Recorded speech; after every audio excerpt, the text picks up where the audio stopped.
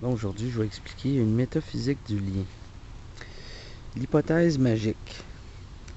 À l'époque où Levi Broll s'interrogeait sur la dimension magique du nexum, George Gurvitch travaillait à une synthèse des travaux ayant paru autour de la question des relations entre la magie et le droit.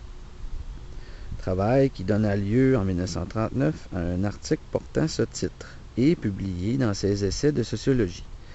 Gurvitch, qui avait été un disciple de Marcel Mauss, tentait d'y comprendre l'influence de la magie, qu'il orthographiait avec un M majuscule, sur l'esprit même du droit, sur l'idée de justice qui l'inspire, sur la forme de liaison qu'elle établit entre les sujets d'une part, entre les sujets et les objets de l'autre. Il commentait à cette occasion le premier des deux articles sur le nexum rédigé par Levi Broll, à propos duquel il soulignait l'importance des références qui y étaient faites à un auteur aujourd'hui oublié, quoiqu'il en fût partie de l'entourage scientifique de Durkheim. Il fut membre du comité de rédaction de l'année sociologique. Paul Hovlin. Au tout début du siècle, Hovlin avait signé deux études très touffues et très documentées sur les tablettes magiques et le droit romain, 1900, et sur la magie et le droit individuel, 1906, étude dans laquelle il apportait de nombreux matériaux à l'appui de la thèse voulant qu'il existât davantage qu'un lien de circonstance entre le droit romain archaïque et les pratiques magiques alors en vigueur. Parmi ces matériaux, il comptait la formule de damnatio, accompagnant les formalités du nexum. En temps, écrivait-il, que cette formule impliquait de manière directe la personne du créancier, dont elle exprimait le pouvoir sur son débiteur. Il y avait magie dans le nexum, dans la mesure où il y avait pouvoir. La magie était la manifestation de la reconnaissance d'un pouvoir excédant celui qui en est le sujet. Elle était la manifestation de la reconnaissance, par ce sujet, de l'impossibilité de s'en soustraire, c'est-à-dire de la magie, était la manifestation de la reconnaissance de ce que Hovlin appelait un droit individuel, contraignant pour celui qui pénétrait dans son domaine d'application, ainsi du droit de créancier, auquel le damnatio conférait, pour ainsi dire, l'existence. Certes, il s'agissait d'une définition bien peu merveilleuse de la magie, mais Hovlin avait compris qu'il n'est rien de plus concret, de plus pratique et de plus quotidien que la magie, que cette opération, qu'elle est avant tout. La magie était un moyen technique permettant de garantir un droit à l'époque où le fait de contracter n'impliquait pas encore une obligation au sens strict, mais se limitait à prendre la forme d'un engagement, d'une mise en gage du corps d'un individu au profit éventuel d'un autre.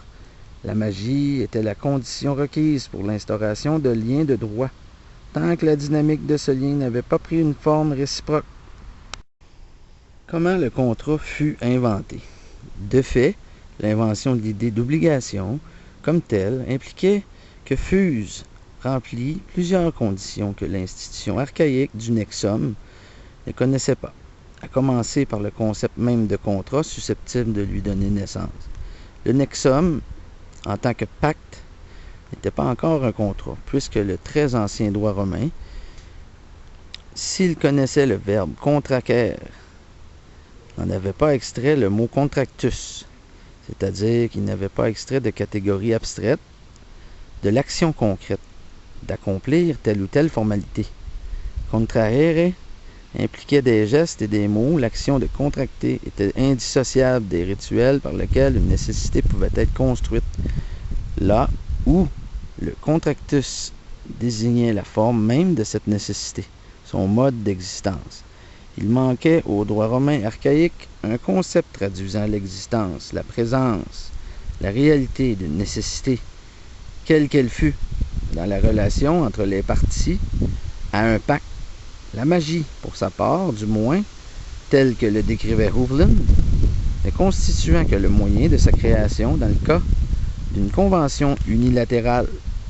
Lorsque Servius Sulpicius Rufus, au 1er siècle avant notre ère, faisait usage du mot contractus dans un passage consacré à l'institution des fiançailles et rapporté par Holu Gwil dans les nuits attiques, une nouveauté décisive s'était donc produite.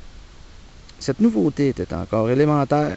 Le contractus de fiançailles sponsalia, dont Servius évoquait les conditions de conclusion, requérait 2 engagements unilatéraux se croisant, en l'occurrence un stipulatio, promesse verbale solennelle, et un sponsio, garantie verbale solennelle. Mais il s'agissait tout de même d'un premier mouvement en direction de l'élaboration de la catégorie générale d'obligation, dont le contrat constituait le mode de constitution privilégié, surtout dont il constituait l'écologie de naissance, le milieu ayant permis son apparition. C'était aussi ce qu'il était possible de déduire des notations de Labéon, à qui, dans le Digest, on devait le De verbum signification, présentant le sens plus ou moins sédimenté de la plupart des concepts les plus importants du vocabulaire juridique romain. À propos de contractus, Labéon écrivait ainsi qu'il devait être considéré comme une obligation réciproque, ce que les Grecs appellent sunalagma, comme la vente, le louange, etc. Le contrat entraînait, en fonction de son type, un effet déterminé qu'il était permis d'appeler obligation.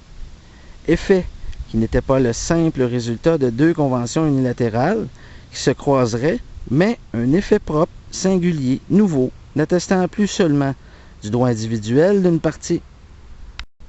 L'obligation est une chose. Labéon ne fut pas l'inventeur du terme l'obligatio, que l'on pouvait retrouver dans plusieurs textes précédant l'époque où il fut actif. Par exemple, une loi agraire datant de 111 avant notre ère, dans laquelle on pouvait apercevoir la formule populio obligatio esto, que le peuple soit obligé. En revanche, il fut le premier à en proposer une signification technique générale, tranchant sur la réalité juridique des contrats ou des pactes tels qu'on avait pu le connaître auparavant, et instituant la dimension réciproque de l'échange contractuel. C'est la raison pour laquelle, sans doute, Labéon recourait à une comparaison avec le vocabulaire grec, avec le mot de sunalagma, qu'il avait pu lire chez Aristote par l'intermédiaire de son maître, Trébatius, qui fut ami de Cicéron. Lui-même possesseur d'œuvres du philosophe. De fait, il y avait dans l'idée d'obligatio quelque chose qui rappelait celle de sunalagma, une définition du lien unissant 2 parties comme prenant une forme bilatérale et faisant de cette bilatéralité une réalité propre, indépendante, suisse, generis. Cependant, à la différence de celle de sunalagma, la catégorie d'obligatio était une catégorie technique visant à instaurer la réalité du lien dont il était question dans un contractus et non seulement en contracter l'existence, comme si l'obligation n'était pas une chose en soi, mais un simple phénomène accessoire au principal que serait la convention. L'obligatio était une chose, elle était une réalité, même si cette réalité pouvait sembler évanescente par comparaison avec la réalité matérielle des personnes et des objets, elle était une chose, et donc pouvant être traitée, manipulée, voire échangée à l'instar de toute autre chose. Avec l'invention de l'obligation, le droit romain faisait du rapport de droit un élément du monde, dont la dimension nécessaire pouvait être comparée à la dimension nécessaire de tout ce qui existait par ailleurs. L'obligation rendait le lien de droit nécessaire parce qu'elle était là. C'était d'ailleurs sa signification la plus ordinaire. Obligatio signifie l'action de lier, Il est le fait d'établir un lien entre deux parties et de l'établir de telle sorte que ce lien puisse produire les conséquences qui en sont attendues, sans qu'il soit envisageable de s'y soustraire. La définition célèbre de la notion d'obligation que l'on pouvait trouver dans les instituts de Justinien, 4 siècles après Labéon, ne disait pas autre chose. L'obligation est le lien de droit par lequel on est astreint de manière nécessaire à exécuter une prestation en conformité avec le droit de notre cité. Avec l'idée d'obligation, quelque chose comme un « il faut », indépendamment de toute menace, de tout commandement ou de toute norme, faisait son apparition sur la scène du droit, pour ne plus le quitter. Bon, en lien métaphysique du droit de contrat, l'obligation de contracter, je vais parler de 5 mythes.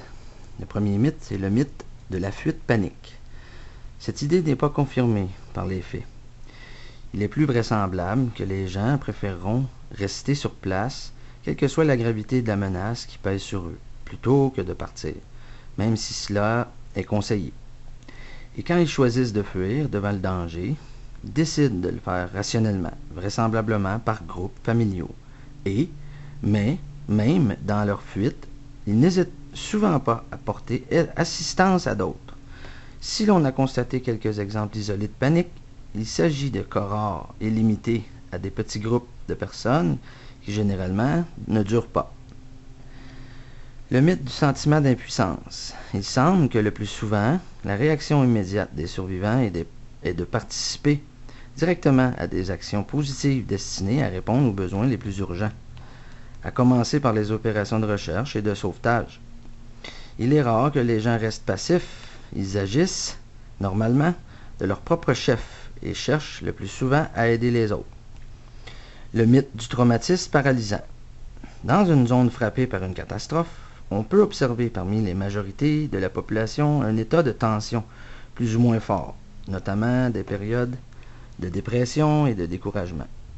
Une certaine nervosité, des signes de lassitude et d'irritabilité, des pertes d'appétit, des troubles du sommeil et divers symptômes psychosomatiques, nausées, diarrhée, maux de tête, etc. Mais ces réactions n'influent pas profondément sur la détermination et la capacité des individus à prendre des initiatives et à adopter une attitude positive pendant les opérations de relèvement. Dans de nombreux cas, l'état de tension ne résulte pas de la catastrophe proprement dite, mais des conditions de vie souvent difficiles qui succèdent au sinistre. L'intensité de la réaction émotionnelle varie également selon que l'individu est entouré ou non de membres de sa famille ou de quelques autres groupes qui lui apportent un appui psychologique. C'est pourquoi il est important de veiller à ce que les membres d'une même famille, les voisins, les amis, ne soient pas dispersés. Le mythe du comportement antisocial. L'étude faite à ce sujet ont montré qu'après des catastrophes, le taux de criminalité a tendance à baisser, et non le contraire.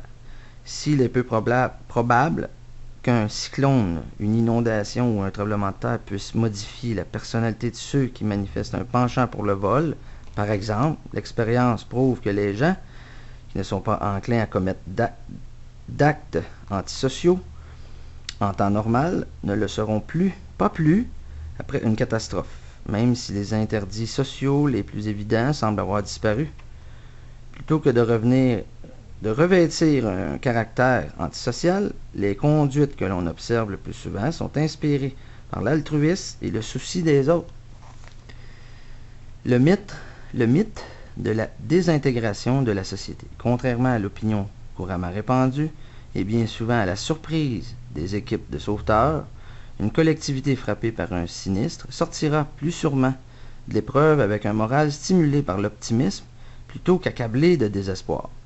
Les études réalisées à ce sujet montrent que de divers facteurs psychologiques et sociaux se conjuguent pour soutenir le moral des groupes victimes de catastrophes plutôt que de les plonger dans la détresse. Parmi ces facteurs, il convient de citer l'altruisme, le désir de devenir en aide aux autres, aux amis et aux proches. Le fait que l'on attribue le sinistre au caprice du hasard et que tous sont également touchés que les personnes les moins frappées sont plus nombreuses que celles qui ont subi le choc de plein fouet, et que les victimes tendent à s'estimer heureuses d'avoir échappé à la mort et à considérer qu'elles ne sont pas les seules à subir les mêmes infortunes. Reste le fait que les conditions créées par le sinistre imposent des mesures immédiates et évidentes, que les gestes qu'inspire la situation d'urgence revêtent une grande importance pour les autres membres de la collectivité, exigent de l'esprit initiative et sont perçus par l'ensemble du groupe comme positifs et constructifs. Les survivants sont moins portés que les personnes venues de l'extérieur à faire preuve de fatalisme et d'esprit négatif. Toutefois, le moral risque de se dégrader progressivement, surtout si les opérations de secours sont mal organisées. Ça vient de E. Ressler, A. Taylor et I.L. Caratelli. Aspects sociaux et sociologiques, prévention et atténuation des catastrophes. Volume 12, Undro, Genève, en 87. Pour en conclure, je vais parler de Henri Dunant. Une organisation neutre et indépendante. Le combattant blessé, la victime, n'appartient plus à un camp, mais à l'humanité tout entière. Henri Dunant rejoint, après quelques détours, le cœur de la philosophie des Lumières. Ainsi, Jean-Jacques Rousseau affirmait déjà « La guerre n'est point une relation d'homme à homme, mais d'État à État, dans laquelle les particuliers ne sont ennemis qu'accidentellement. » Pour venir au secours des victimes, il faut donc appartenir au même espace que celui de l'humanité. Il faut être neutre, et on ne peut donc confier aux militaires cette chose trop sérieuse qu'est le soin aux blessés. Une organisation indépendante, respectée par chacun, préservée de toute tentation militaire ou partisane, doit en être l'instrument. Telle sera la Croix-Rouge. La nécessité de la permanence pour préparer l'imprévisible. Voilà la seconde intuition de Donat. À l'urgence, au malheur providentiel, discontinu, forcément et heureusement inopiné, doit répondre une organisation permanente des secours. On ne peut improviser. À Solferino, Dunant a fait la cruelle expérience de l'impréparation qui signifie impuissance. Cet idéaliste ne se fait plus d'illusions sur les hommes. L'horreur reviendra, la guerre ne cessera pas. Au fond de la vallée, des larmes, le flot ne tarira pas. La Croix-Rouge aura pour tâche permanente de se préparer à un trop inéluctable imprévisible. Un droit quand ne règne que la violence et la force. Dans un domaine aussi chaotique que la guerre, où les catastrophes, quand toutes les lois humaines semblent abolies, il existe encore un espace pour le contrat. C'est la dernière intuition de Donat. Un droit dans la guerre est encore applicable. La loi, lorsqu'elle concerne la victime, n'est pas arrêtée par la violence, mais peut au contraire la limiter. Les belligérants potentiels, c'est-à-dire en pratique tous les États, doivent s'entendre de façon permanente et définitive sur un certain nombre de principes d'humanité. Ces principes concernent le traitement des prisonniers, des blessés, des populations civiles, la cruauté inutile de certaines armes. Ce droit humanitaire est un mélange étrange de cynisme et d'idéalisme.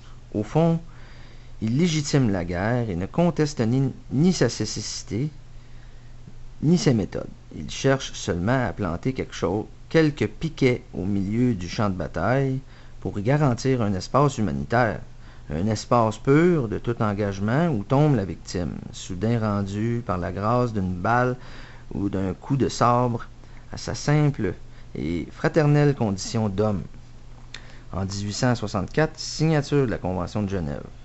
Suisse et universelle, neutre et traitant avec des États, puissantes mais dépendantes de la parole donnée, telles sont les ambiguïtés de la Croix-Rouge internationale. À partir de sa création, la Croix-Rouge internationale se mobilise pour faire signer par les États une convention pour la protection des blessés de guerre. Cet objectif est atteint avec la Convention de Genève de 1864. Grâce à celle-ci, la Croix-Rouge définit un espace juridique propre à l'aide humanitaire et attend des pays ayant signé la Convention le respect des clauses qu'elle contient.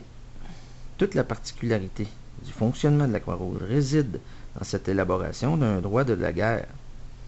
De cette législation, la Croix-Rouge tire sa force, mais elle fait aussi sa faiblesse. La Croix-Rouge est en effet dépendante du bon vouloir des États quant au respect du droit.